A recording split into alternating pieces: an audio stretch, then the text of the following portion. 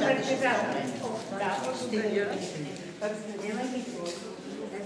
дошли всички на нашето тържество.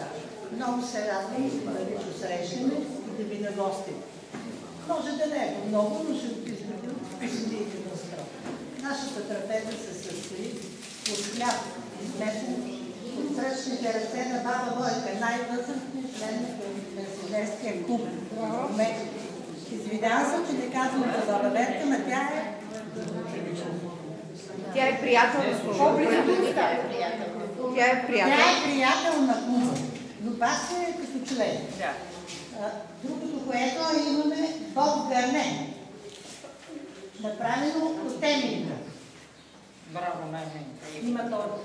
И печена сланинка. И сирене престо, сланинка и маслинки. Това е на баба Верка кекса. Въпреки възрастна, се е постарала да ни донесе нещо да се подслага. Добре. Джанка чурба. Това се е правило по време на жътвата. Постна сута. С джанки свиденце, с лучите, и с академиле хората, къде са ходили на жътва. Направено това виолетка. И тук има някакви разядки, чушки панирани с томатен сос. Чушки пълнени с ориз и ужа. Добре. Това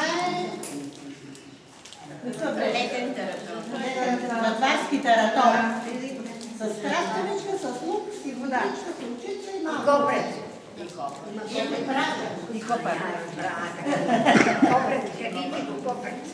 Баничка, направена от Пенка Хузова. И Галето, нейната дъщеричка, която ни пее, ни весели на такъв празник. Разбира се, аз съм помощник.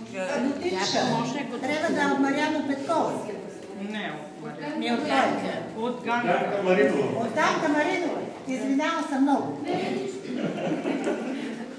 Пълнени чушки и сърми, направени от баба Спасена. Браво, на баба Спасена. Зелни, направени от баба Спасена. Браво, и торта по старовремски, как се ги правили хората, с чашка цакър, чашка брашанце, олио, яйченце, едно друго.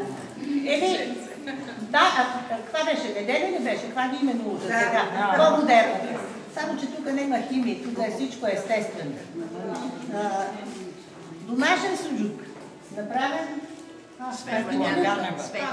Светла Ганева, къде е?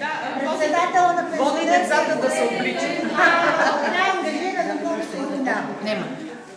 Тук е направила една разядка лютичка, едни първени чушенца, направени от нашата дадето, и това е от камелия. Производител. Произвежда ето краставици, домати, сирене, прес. И чудесно. Който иска може да отиде да се изобуди. Цените са приемливи. Да, наистина. И баница тук с ябълки. Марина Луканова. На Марина Луканова. А кой отгледа този огромен домат? Спасена Велча. Браво! 802 грама. Браво! Измерен, записан и пуснат на Фейсбук. Браво! Ние чуша се на господин Александър, а на тези решите за една остава. Господин Александър да продължава с баби, той също е дух. Давам думата сега на релакса. Ето, заповядайте.